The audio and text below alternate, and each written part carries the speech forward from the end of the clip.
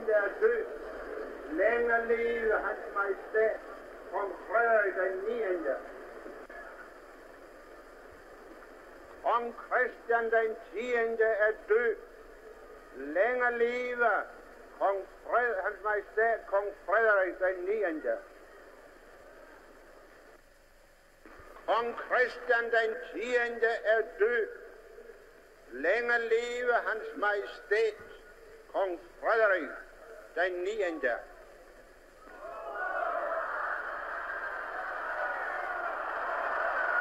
Kongen lever! Kongen lever!